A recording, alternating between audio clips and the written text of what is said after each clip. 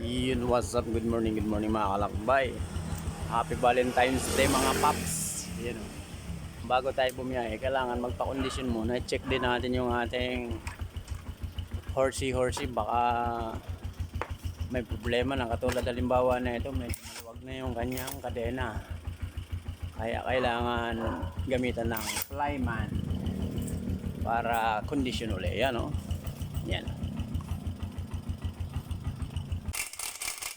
Ayun, umangat agad bigla. Ay, dito naman sa ating kabayo, pang-condition tayo. Warm up muna. At malapit na rin yan i-tune up. Kaya ito, yung cause niyan minsan, pag lumabas, sigurado tanggal yung kadena. At pag wag naman pumulupot doon mismo sa ano niya, sprocket. Dahil uulan, ang pangit magwashing ng motor kapag uulan. Para ka lang nagtinda ng palugi. Yung halaga ng negosyo mo, binili mo ng 5, binenta mo rin ng 5. Right.